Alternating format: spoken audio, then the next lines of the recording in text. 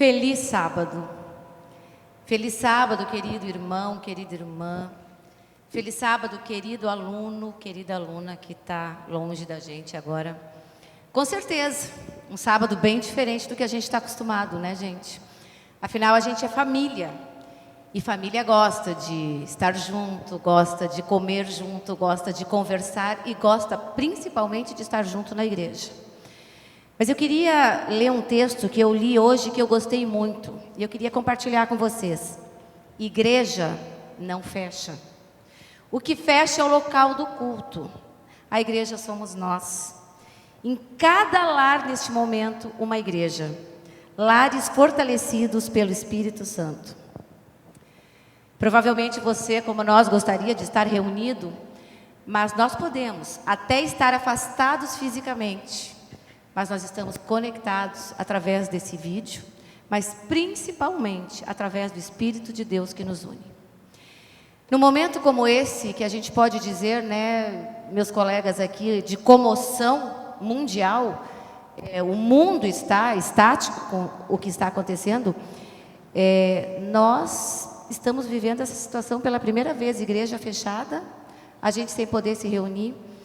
Mas existem na Bíblia muitas promessas, muitos conselhos, muitos motivos de segurança, de confiança.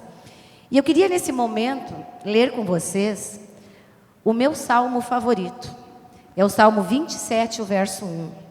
O Senhor é a minha luz e a minha salvação. A quem temerei? O Senhor é a fortaleza da minha vida. De que me recearei? Gente, fantástico, né? Vocês não querem compartilhar com os nossos irmãos que estão lá do outro lado textos que também fazem bem para vocês? Cada um deve ter o seu favorito, né? Eu até separei aqui um texto que diz assim: porque eu sei que o meu Redentor vive e por fim se levantará sobre a terra. Depois revestido este meu corpo da minha pele, em minha carne verei a Deus, vê-lo-ei por mim mesmo. Os meus olhos o verão, e não os outros, de saudade me desfalece o coração dentro de mim. Essas palavras foram ditas por Jó num momento muito difícil e de questionamento, de dúvida, e ele se levanta e menciona essas palavras, que é a maior expressão de fé de uma Bíblia hebraica. E você, André? Sabe, eu gosto muito do texto de João capítulo 14, versículo 6, onde Jesus ele fala para os discípulos: eu sou o caminho, a verdade e a vida. Ninguém vai ao Pai senão por mim. Cristo é a nossa segurança, a nossa rocha, a nossa vida, aquele que nos mantém em todas as circunstâncias. Amém. Luiz? Tem um texto, se não me engano, é em 2 Pedro, que toca muito o meu coração e sempre quando a gente passa por momentos de dificuldade, eu me lembro desse texto, que diz assim: o Senhor não retarda a sua promessa, como alguns a julgam demorada. Antes é longânimo, não querendo que ninguém se perca, mas que todos cheguem ao arrependimento. Quantas promessas, quantos conselhos. Cédric, você lembra de algum também? Sim, João capítulo 14 diz: não se turbe o vosso coração, não fiquem preocupados. E o restante do texto diz que nós vamos para o céu, morar com Ele. Amém. Elmer? Eu utilizo até nas redes sociais, Salmo 37, né? Entrega teu caminho ao Senhor, confia nele e as demais coisas Ele fará. Esse verso, ele é forte demais. Maestro Christian? Um texto que toca o meu coração há um bom tempo já, Gálatas 2, verso 20. Já estou crucificado com Cristo e vivo não mais eu, mas Cristo vive em mim. Luan, você está aí atrás, escondidinho, mas com certeza tem também um texto que te anima nesse momento. O meu texto favorito é Salmos 91, versículo 7, que diz assim: 1000 cairão ao teu lado e 10.000 à tua direita, mas tu não serás atingido. Eu tenho certeza que aí do outro lado, você com a sua família também tem textos favoritos que dão segurança, que dão conforto e principalmente confiança num momento tão difícil como esse que a gente está vivendo. Mas não são só versos bíblicos que nos fazem bem nesse momento. Elmer, os hinos também fazem parte da nossa vida e também exercem essa função de nos confortar, de nos dar esperança. Você se lembra de algum? Com certeza. E eu gosto muito de lembrar uma citação da Mensageira do Senhor, que lembra que haverá um momento em que os cristãos passarão por tribulações, quem sabe não terão situações tão confortáveis como hoje, de ter o seu inário para cantar. E nesses momentos de tribulações, aqueles cânticos que eram cantados antigamente, eles voltarão à mente desses cristãos. E então a sua fé encontrará uma sustentação maior para vencer as provações e as dificuldades. Mas a gente só falar disso não tem o mesmo efeito do que a gente cantar, não é verdade? Então, nesse momento, eu quero convidar vocês e a todos que estão em casa também a juntarmos as nossas vozes e a cantarmos juntos. Canta minha alma, canta ao Senhor. Rende-lhe sempre honra e louvor, a bendita segurança que vem do Senhor. Agora é a sua vez de cantar. Vamos cantar juntos?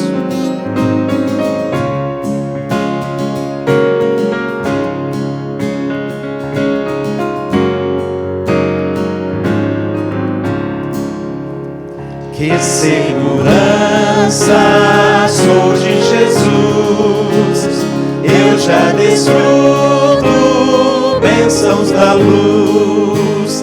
Sei que herdeiro sou de meu Deus, Ele me leva à glória do céu. Canta minha alma, canta ao Senhor, rende-lhe sempre honra e louvor. Canta minha alma, canta ao Senhor, rende-lhe sempre honra e louvor. Sendo submisso sempre ao bem, sinto os enlevos puros do além. E os anjos? Anjos descendo trazem louvor, ecos da graça, bênçãos do amor. Cantemos com alegria. Canta minha alma, canta ao Senhor, rende-lhe sempre honra e louvor.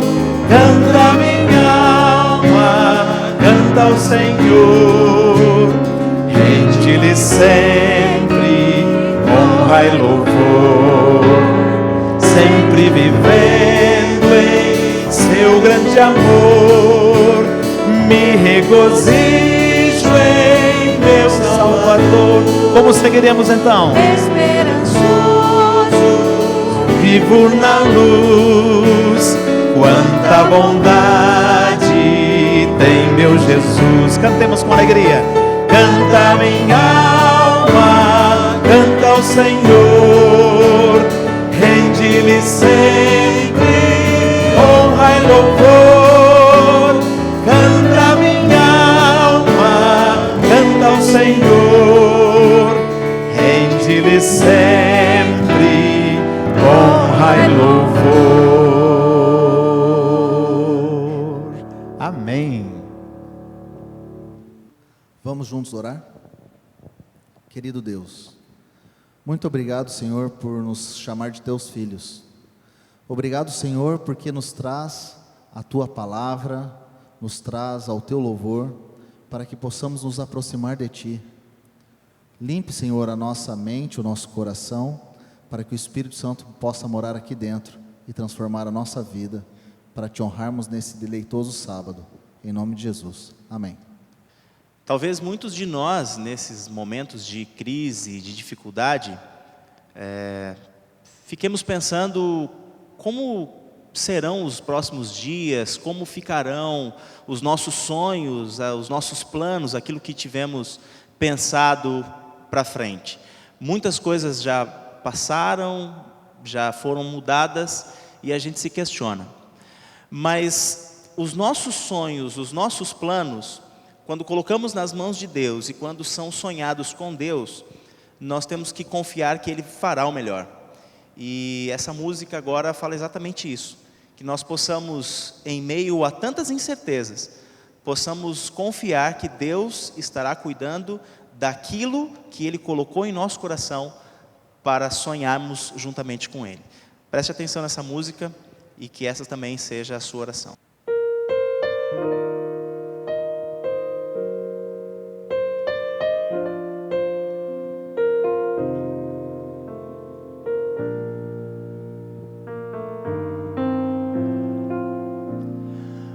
O sonho que você sonhou ficou no coração.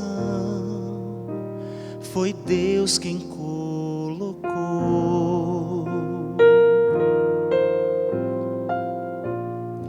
Ele quer muito te ajudar. E se você quiser, a força vai te dar. Então prossiga pelo seu ideal e vá lutando para alcançá-lo, afinal tudo é possível, pois esse Deus de amor move as montanhas se preciso for.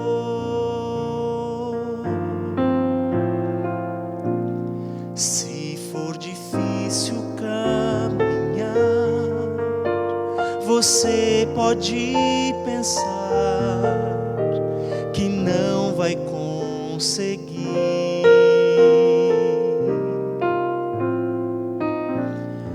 mas Ele vai estar ali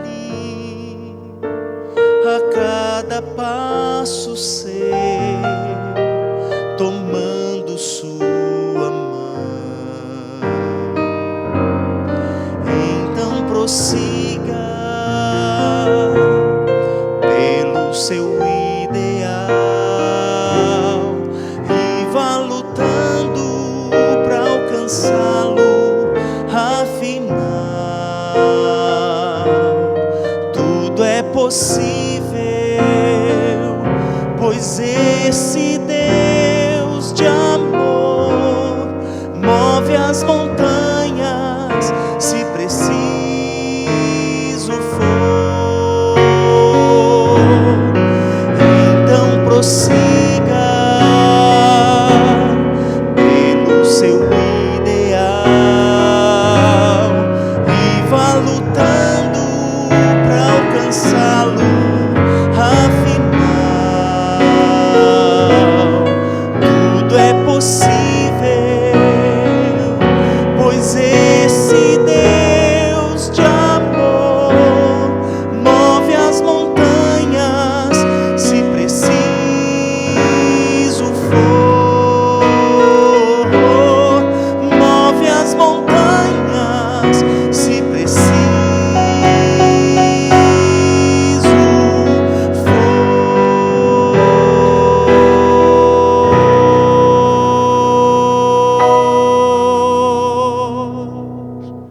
Amém. A gente saber que tem um Deus que está no controle de tudo, que está tomando conta de tudo, e que nós estamos seguros nas mãos dele, é fantástico. E eu imagino que há 11 sábados, estudando a história de Daniel, a gente vê como Deus tem conduzido o seu povo através dos tempos, não é, Cédric? O que você tem a dizer sobre isso? Nós podemos ver que o livro de Daniel, ele é um retrato da história, mas não apenas pela história, mas é um retrato da mão de Deus na história, cuidando do seu povo, orientando e o encaminhando rumo ao céu. É isso que a gente estudou. Pastor André, por favor, na nossa lição, a recapitulação será feita. Vamos começar pelo texto-chave. Daniel capítulo 11, versículo 35, diz assim: alguns dos sábios cairão para serem provados, purificados e embranquecidos, até ao tempo do fim, porque se dará ainda no tempo determinado. Então quer dizer que a lição já começa recapitulando o verso 35, que diz que os sábios serão provados e purificados. Que mensagem angustiante de começo já. Pastor, dá um panorama geral para a gente da lição, 3 ou 4 tópicos que possam resumir a lição, que é o capítulo 11. Bom, a lição ela traz 3 pontos que são fundamentais aí do capítulo 11. Primeiro, ele apresenta aí os reis persas e discute o destino desses reis. Ele fala do tempo do fim e quando o rei do norte ataca o Monte Santo de Deus. Em segundo lugar, então, existe ali uma descrição de uma sucessão de batalhas entre o rei do norte e o rei do sul, e como essas batalhas afetam o povo de Deus. E em terceiro lugar, então, o capítulo ele conclui com um final feliz, quando o rei do norte encara a sua ruína, então, por meio do glorioso Monte Santo. Início, conflitos. Meio, conflitos com o povo de Deus. No final, o conflito se intensifica e o povo de Deus no meio de tudo isso. Mas no final, não. No final, não. O final é feliz. Com certeza. E a gente vê o cuidado de Deus e a gente vê quando Deus ele se demonstra para o seu povo de maneira gloriosa no final.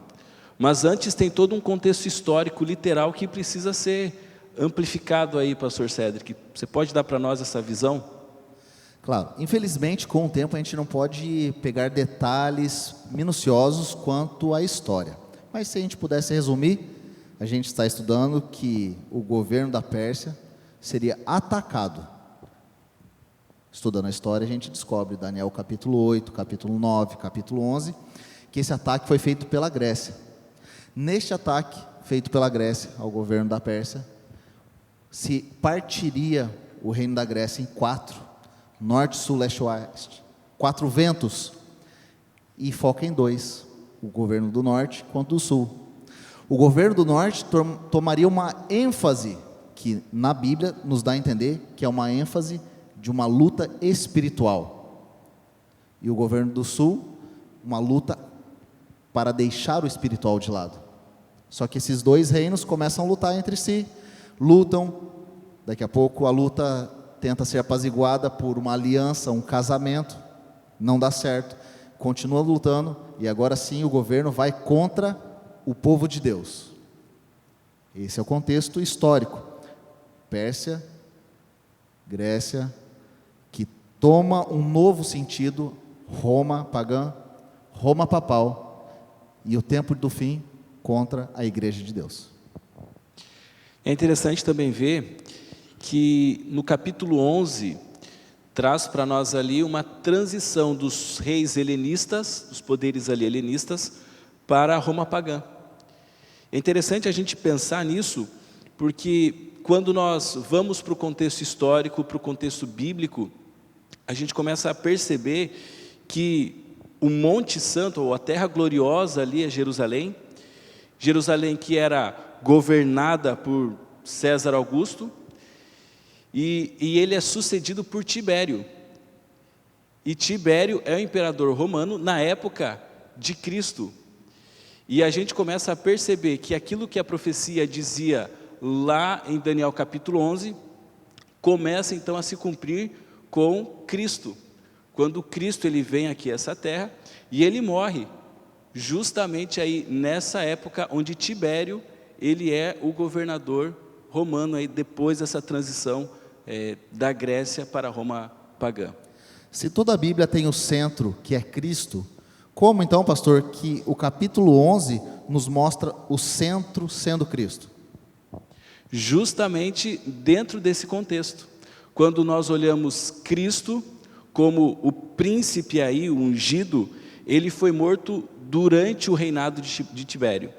E quando a gente começa a ver isso, a gente percebe na Bíblia, narrando esses fatos históricos, a evidência super poderosa aí da presciência de Deus.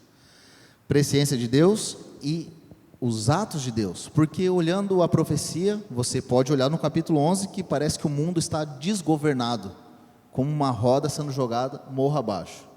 Um reino contra o outro, lutas, guerras, conflitos, alianças, mal sucessão de alianças, e de repente a gente olha para tudo isso e vê, Cristo nasce no meio de tudo isso.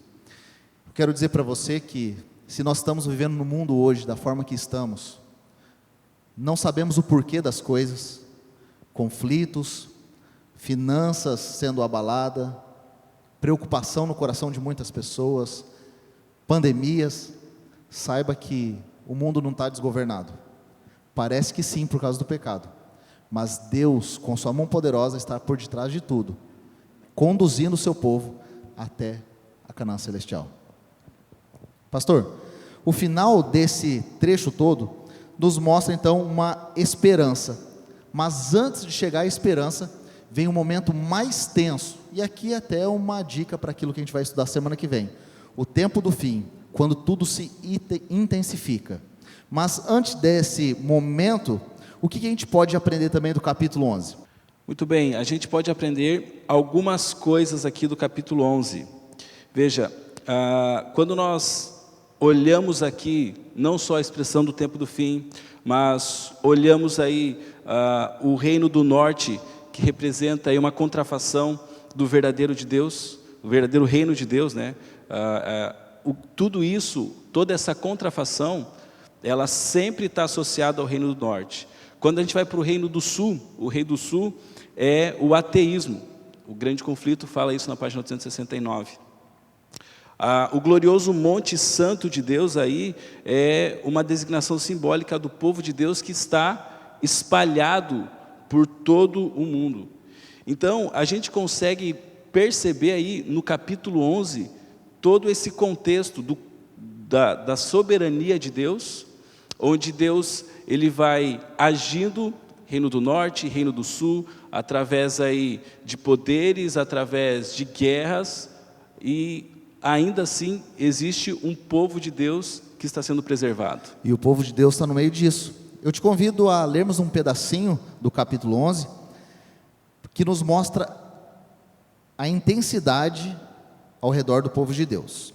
Vamos ler então o capítulo 11, a partir do verso 30, nos mostrados 5 tópicos, onde esse reino que se engrandeceria, iria trazer destruição, aflições e conflitos para o povo de Deus.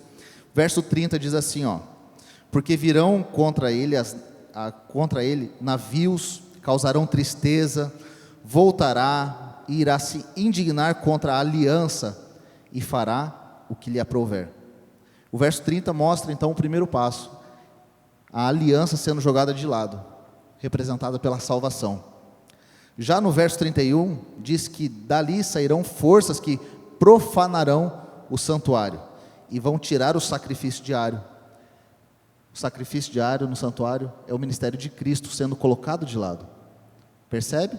O momento que nós estamos vivendo, onde a contrafação mostra que a salvação não tem importância, que o ministério de Cristo no santuário não é mais importante. Continuamos para o verso 32, final do verso 32, diz que o povo de Deus se tornará forte naquele momento, ou seja, várias ovelhas em aprisco se juntando, se unindo. Partimos para o verso 34, que já lemos no início, onde esse pequeno povo será jogado ao chão, cairão para ser purificados, para serem provados, os mártires sendo testados aqui. Chegamos ao verso 36, que diz que contra o Deus dos deuses falará coisas incríveis, indignações, desolações, abominações.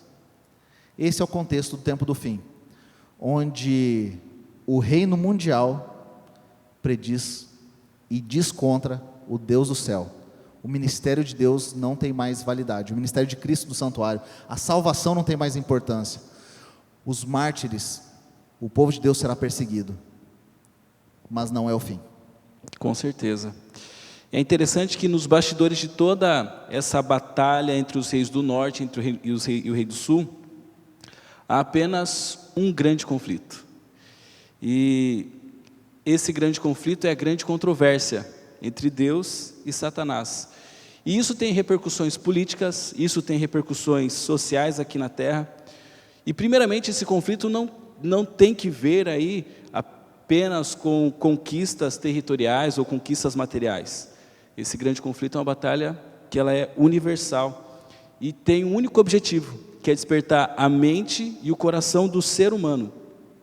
E nessa batalha nós não podemos ser neutros, a gente precisa escolher um lado. E para encerrarmos, eu gostaria de convidar a vocês a lermos o último verso do capítulo 11, porque ele nos dá esperança no meio do conflito. O verso 45 diz assim, ó, que se armará tendas contra o Monte Santo, mas chegará o fim, e ali não haverá quem socorra esses reinos que vão contra o povo de Deus. Chegará o fim, e o nosso Deus é mais poderoso.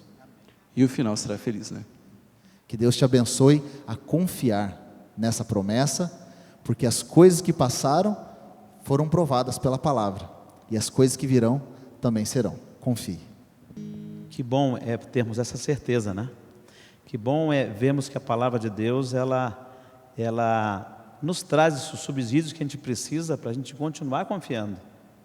E os hinos, eles fazem exatamente essa ligação entre a palavra e a fixação da nossa mente desse tema tão fantástico, a certeza de que não estamos sozinhos. Existe um hino do nosso hinário, e ele tem o número 373. Esse hino, ele fala que em qualquer situação, em qualquer circunstância, Deus cuidará de cada um de nós. E mais uma vez, se tornará aqui muito gostoso nesse momento e oportuno, podemos cantar. E cada pessoa que está em casa também agora é convidada a cantar conosco. E a dizer assim, incertezas não. Podemos ficar aflitos às vezes sim, mas Deus cuidará de mim e de você em qualquer situação. Vamos cantar juntos então? Vamos todos?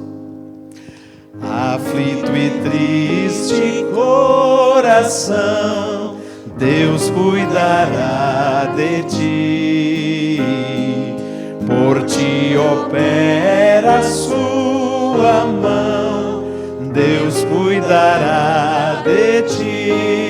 Cante dizendo, Deus cuidará de ti, em cada dia proverá, sim, cuidará de ti, Deus cuidará de ti. Na dor cruel, na provação, Deus cuidará de ti. Socorro dá e proteção, Deus cuidará de ti. Cante com certeza, com convicção. Deus cuidará de ti, em cada dia proverá, sim, cuidará de ti, Deus cuidará de ti. Sentes a fé a vacilar, Deus cuidará de ti. Ao teu amor quer forças dar, Deus cuidará de ti. Com alegria cantemos. Deus cuidará de ti, em cada dia proverá, sim, cuidará de ti, Deus cuidará de ti.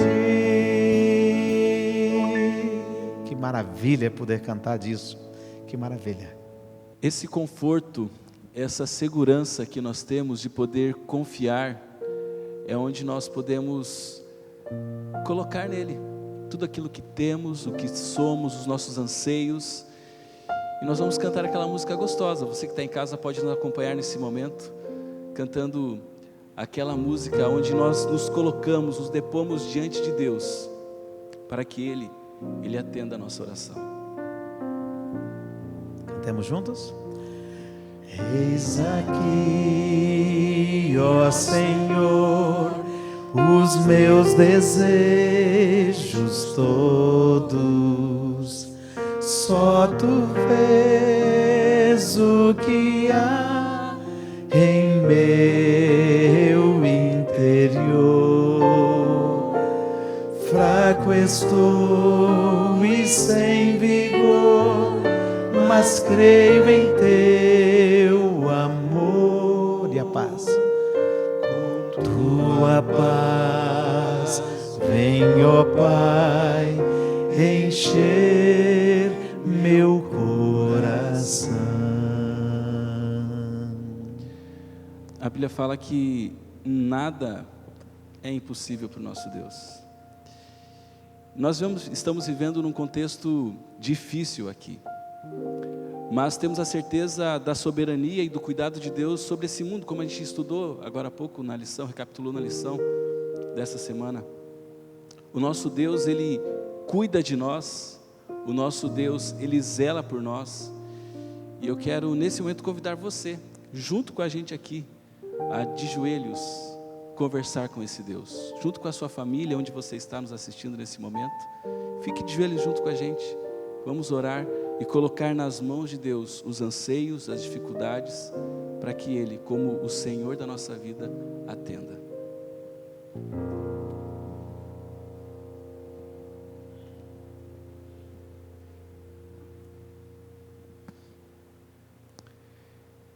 Eterno Deus, nosso Pai, nós louvamos o Teu nome, porque em meio às dificuldades, o Senhor nos proporciona o privilégio de estarmos em família, louvando ao Senhor. E em família estamos ajoelhados, bom Pai, gratos porque o Senhor tem nos conservado, e também, ó Deus, felizes porque temos a certeza de que o Senhor tem estado com cada um de nós, e que o Senhor, ó Deus, é soberano por esse mundo. Mas sabe, bom Deus, o Senhor que conhece os anseios que temos, o Senhor que conhece as dificuldades, nós queremos colocá-las todas nas Tuas mãos neste momento, pedindo a Ti, bom Pai, que o Senhor atenda cada lar, ó Deus, que está nos assistindo aqui, que o Senhor atenda os pedidos, que o Senhor atenda, bom Deus, os anseios, e que assim nós possamos ter a certeza do Teu cuidado e da Tua proteção. Que o Senhor fique com a gente nesse momento, e que realmente, bom Deus, o Senhor possa voltar logo, para que quando Cristo voltar, não tenhamos mais dificuldades, mais problemas, mas viveremos em um lugar eterno, louvando, engrandecendo o Teu nome. E é isso que nós mais queremos, bom Pai. Volta logo, Senhor Jesus. E é em nome dEle que nós oramos nesse momento. Amém, Senhor.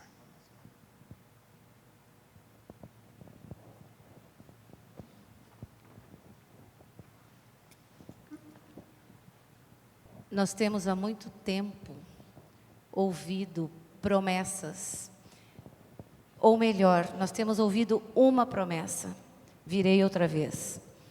E quando a gente está inserido num contexto histórico como nós estamos nesse momento, a gente sabe, a gente tem certeza que isso é para muito, muito, muito em breve. E é exatamente o que você vai ouvir agora. O Luiz vai falar um pouquinho disso para a gente, né, Luiz? Desse momento muito próximo em que o chão vai sair debaixo do nosso pé. E nós vamos ouvir: venham. Sejam bem-vindos, benditos de meu Pai, possuir por herança o reino que você está preparado há muito tempo. Que você possa agora, através dos olhos da fé, vivenciar esse momento, o momento em que nós vamos subir.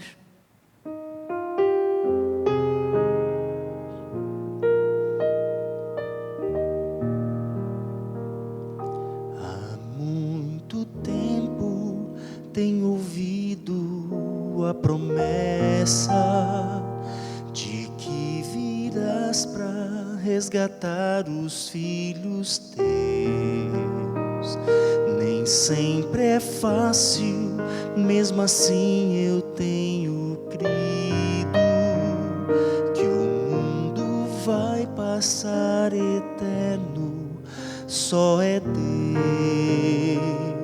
Eu posso ver ao meu redor que o mal insiste em tomar meu coração, mas tua mão me faz melhor para merecer o instante em que direi então: Senhor Jesus, estou aqui. O dia enfim chegou, vamos subir. Eu sempre quis olhar teu rosto como agora. Me leva para o céu, vamos subir.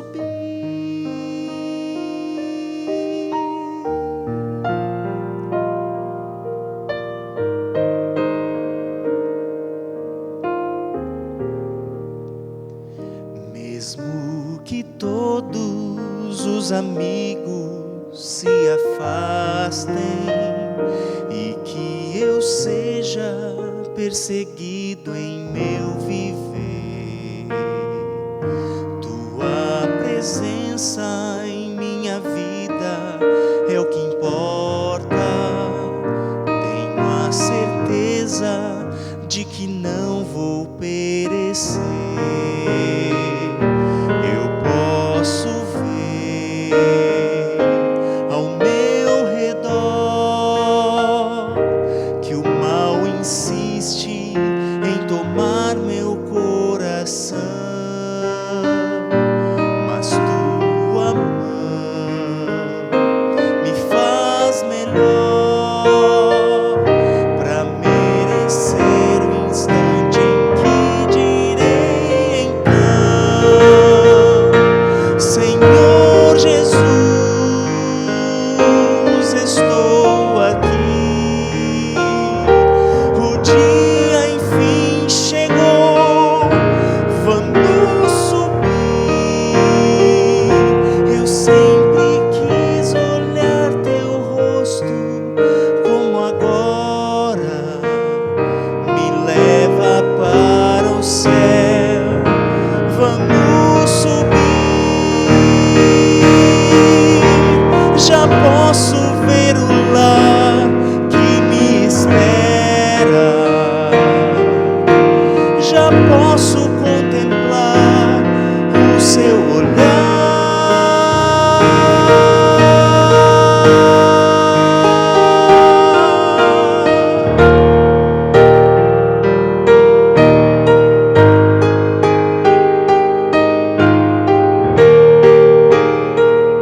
Eu sempre quis olhar teu rosto como agora.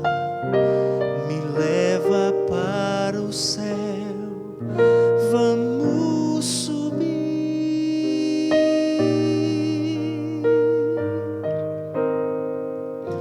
Me leva para o céu,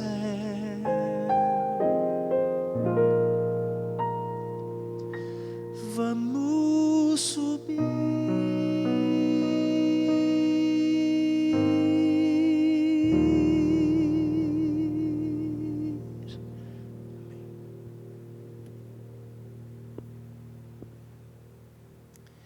Durante essa semana, eu tenho certeza de que todos nós e os irmãos, os amigos que estão nos assistindo nesse momento, receberam muitas informações pelo WhatsApp, jornais, e cada notícia mais preocupante. E chegou um momento que eu orei a Deus e disse: Senhor, traga um conforto para o meu coração. Me responda qual deve ser a atitude do teu povo, a atitude da tua igreja, nesses dias ou diante desses dias. E Deus fez com que a minha mente procurasse o livro de Abacuque. O livro de Abacuque é um livro lá no Antigo Testamento. E o nome Abacuque, o nome na realidade quer dizer abraçar, ou aquele que é abraçado por Deus.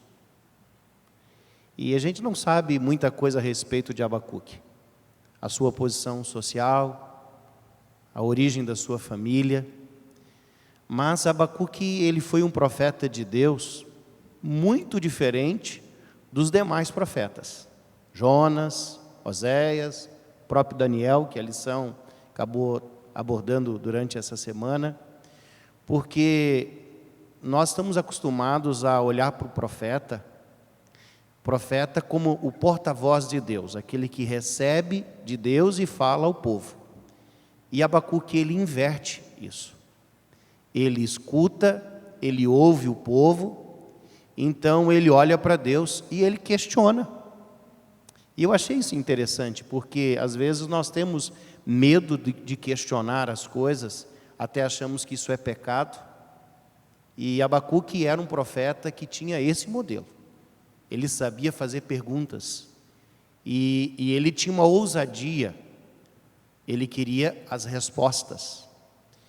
E para a gente entender um pouquinho o momento e a gente conseguir entender a mensagem de Abacuque, a gente tem que se situar na história, né? A nação de Israel, ela foi dividida em 2 blocos, o reino do sul e o reino do norte. O reino do norte, eles foram dominados pela Síria. E o reino do sul, aonde Abacuque era o profeta ali, estava profetizando, eles ganharam um tempo de misericórdia devido à postura deles em relação, inclusive, ao pecado. E quando nós olhamos para o reino do sul, Judá, só que agora, diante dos dias de Abacuque está percebendo que uma máquina de guerra gigantesca está caminhando na direção dele. E essa máquina de guerra tem um nome, Babilônia. E o cenário que estava se desenrolando na frente dele, cenário social, político, era de que as coisas iriam piorar. E nesse momento, Abacuque, então, ele escuta o povo, ele ouve o povo, e ele olha para Deus e começa a dizer: Senhor, o que vai acontecer? Será que os ímpios vão triunfar sobre o povo de Deus? E aqui existe um elemento surpresa, que talvez muitos de nós ainda não entendemos, mas a Bíblia menciona isso, que o povo de Deus, ele não tem uma proteção especial, porque nós somos o povo de Deus. E prova disso é que Abacuque é prova disso, e tantos outros profetas e o próprio povo de Deus, de que nós iremos passar por momentos difíceis, sofrimento, crises, e nós seremos atingidos. Porque quando Abacuque ele questiona Deus, Deus está ouvindo a oração de Abacuque.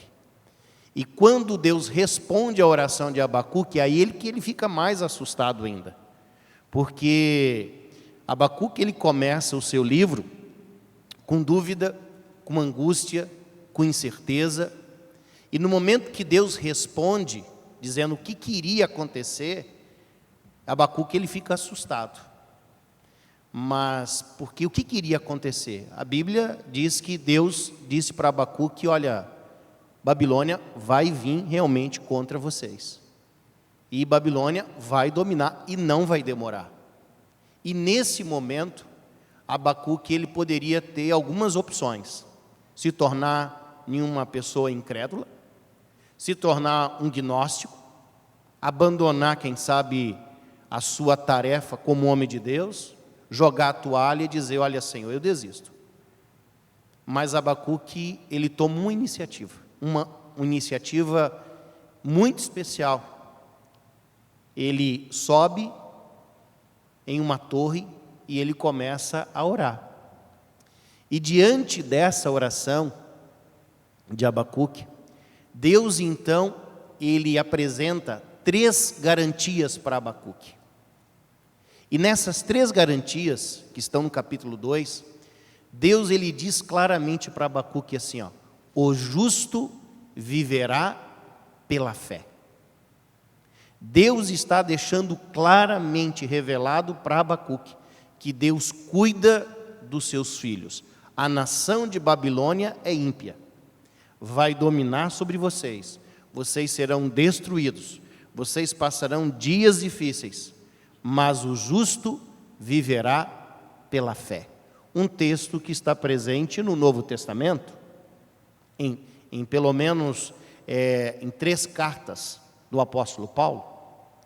Mas a segunda garantia que Deus revela para Abacuque, enquanto ele está orando, é que a terra, ela não vai se encher da maldade, da injustiça, da opressão, da idolatria, como nós imaginamos. A terra, a Bíblia diz assim, vai se encher do conhecimento e da grandeza de Deus. Aquilo que vocês apresentaram na lição. A história do mundo, da humanidade, não está nas mãos de homens, não está na mão de um grupo de pessoas. Deus, ele está gerenciando esse mundo e continua gerenciando, mesmo diante da crise. E a terceira garantia que nós encontramos na palavra de Deus é que, naquele momento em que Abacuque estava orando, Deus ele diz assim, que Deus estava no seu trono. Ou seja, enquanto Deus está no trono, Deus está intercedendo, Deus está fazendo a mediação, existe salvação. Ou seja, o tempo em que nós estamos vivendo, tempos de crises difíceis, mas é um tempo onde Deus está nesse trono, onde a mediação, a salvação, ela está sendo oferecida a todas as pessoas. E o que me chama a atenção é que Abacuque, ele começa esse livro com muitas dúvidas, incertezas, questionamentos, mas talvez a grande questão teológica desse livro seja a questão da justiça de Deus, né? Como é que Deus permite o sofrimento, como é que Deus permite que o mal venha sobre os ímpios, né? Sobre o povo de Deus. Mas o que Deus está mostrando para nós e mostrou para Abacuque é uma experiência fantástica, porque depois desse momento, dessa revelação, Abacuque então, ele faz uma oração cantada. E ele começa, Preta, esse livro chorando. Ele começa na escuridão, mas ele termina louvando a Deus. Não de que viriam dias melhores, não de que não haveria uma nação como a Babilônia que dominaria sobre os judeus. Não. Na realidade, quando eu olho para a Bíblia, os últimos versos de Abacuque, e aí eu convido você para que você me acompanhe nessa leitura. Capítulo 3, o versículo 17 diz assim: ainda que a figueira não floresça, nem haja fruto na vide, o produto da oliveira minta, e os campos não produzam mantimento, as ovelhas sejam arrebatadas do aprisco, e nos currais não haja gado, todavia eu me alegro no Senhor, exulto no Deus da minha salvação. O Senhor Deus é a minha fortaleza, e faz os meus pés como o da corça, e me faz andar altaneiramente. Quando eu olho para este texto, eu começo a entender aqui a misericórdia de Deus. E através desse livro, estudando esse livro, eu descobri, e não vou dizer que eu descobri, o conceito de misericórdia de Deus mudou na minha vida. Imagine a seguinte cena: você acorda pela manhã, vamos dizer aqui, nós acordamos pela manhã, e nós planejamos um piquenique. Então nós acordamos, e de repente nesse piquenique, você olha para o céu, chuva, você olha para o tempo, raios, o dia na realidade não está propício, e nós não merecemos, nós somos pecadores, nós somos indignos. Isso é o que eu chamo de justiça. Nós somos pecadores e nós não devemos receber um dia maravilhoso como presente de Deus. Mas imagine agora novamente essa cena diferente. Você acorda pela manhã, nós acordamos pela manhã, colocamos o pé do lado de fora de casa, olhamos para o tempo e a gente então olha, está nublado, a previsão é de chuva, mas a gente diz assim, vamos? E nós entramos no carro, e à medida que nós começamos a nossa viagem, nós percebemos que o céu começa a ficar nublado, mas daqui a pouco aparece o sol, nós abrimos a toalha, conseguimos abrir ali a toalha para o piquenique, nós começamos a brincar e Deus nos dá um dia maravilhoso.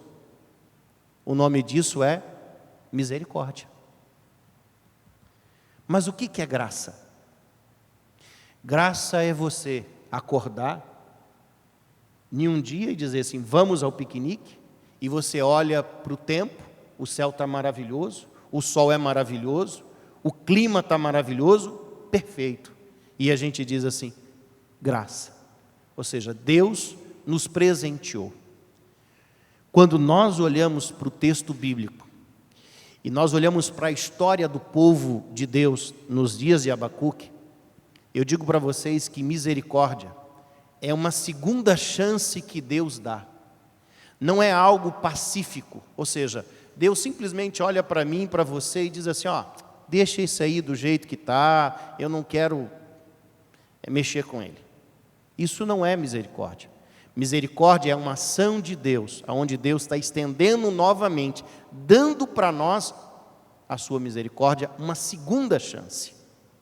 Quando eu olho para a história de Abacuque e leio essa história, a história do povo de Deus, eu entendo o seguinte: se qualquer historiador, naquele momento, fizesse uma leitura de uma potência como Babilônia, do outro lado, um povo pequeno, a nação, o reino de Judá, a seguinte descrição aconteceria: Babilônia vai triunfar. Nunca mais estaremos tendo vestígios desse povo na face da terra. A descrição seria clara, que o reino de Judá seria destruído para sempre. E que Babilônia, a grande potência, iria triunfar. Mas não é isso que nós encontramos registrado na história. Nós encontramos registrado na história Babilônia vencendo o povo de Deus. Mas quando nós olhamos hoje para o mapa e nós tentamos localizar aonde está a Babilônia, talvez uma placa dizendo, aqui foi Babilônia, ou aqui existiu Babilônia. Mas quando nós olhamos para o reino de Israel, ele continua sendo notícia toda semana nos jornais, e notícias de conquistas, de triunfos e outras coisas mais. Quando eu olho para o povo de Deus, eu digo o seguinte: o povo de Deus foi levado para o cativeiro, mas eles tiveram uma segunda chance, eles voltaram do cativeiro. Então eu poderia dizer para vocês o seguinte, que Deus às vezes permite algumas tragédias na nossa vida, e Ele pode até permitir algumas situações difíceis, como Ele está permitindo, para evitar que uma tragédia maior aconteça em nossa vida. Então que nós possamos olhar para esse momento, para o momento em que nós estamos vivendo, como uma oportunidade que nós estamos tendo de nos aproximarmos mais, cada vez mais desse Deus maravilhoso. E a exercermos uma fé que talvez a gente não tinha exercido até então. Porque me veio à mente uma história, e eu quero concluir com essa história, de um advogado lá em Chicago. Ele passou por uma perda de um filho, depois na sua cidade aconteceu ali um incêndio. Ele trabalhou arduamente para ajudar, mas chegou um momento em que ele e a sua esposa e 4 filhas tomaram a decisão de entrar em um barco e iriam para a Europa para ajudar um evangelista. Só que como ele precisava ainda resolver algumas coisas ali em Chicago, ele pediu que a esposa pegasse as filhas e cruzasse o oceano. E a viagem aconteceu, mas a viagem foi uma tragédia. O barco colidiu, muitas pessoas morreram, e quando a informação chegou para ele, a esposa mandou um telegrama, mais ou menos assim: estou bem, porém só. Ele entendeu que ele havia, naquele acidente, perdido as filhas e que a esposa estava viva. Imediatamente ele embarcou e ele começou aquela viagem, a mesma viagem que a sua esposa e as suas filhas fizeram. E foi justamente nessa viagem que ele compôs um hino que eu convido a você e eu convido a cada um de nós para cantarmos esse hino, que fala dessa dependência, dessa entrega, de aprender a confiar em Deus em tempos difíceis. E eu quero convidar você para cantar o hino 230 do nosso hinário. Sou feliz com Jesus, em qualquer que seja a circunstância, mesmo que o inimigo assalte a mim e a você, com as suas tentações, com problemas e dificuldades, podemos ter a certeza sim, e podemos ter a alegria de dizer assim: apesar de, eu sou feliz com Jesus. Vamos cantar juntos? Você aí, abra o seu hinário agora, cante conosco, louve, tomando para você as palavras desse hino. Se passa mais doce me deres gozar, se dor a mais forte sofrer, ó seja o que for, tu me fazes saber que feliz com Jesus hei de estar. Cante com convicção. Sou feliz com Jesus. Sou feliz com Jesus, meu Senhor. Embora me assalte o cruel Satanás e ataque com vis tentações, ó sim, certo estou, mesmo em tais provações, em Jesus acharei força e paz. Mais uma vez cante dizendo: sou feliz com Jesus. Sou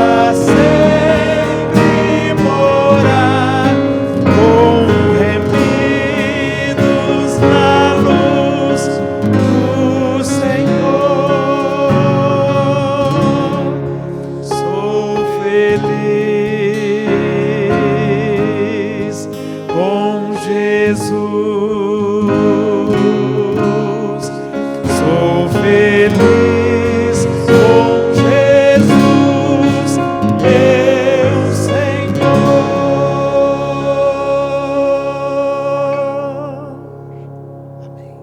Oremos ao Senhor.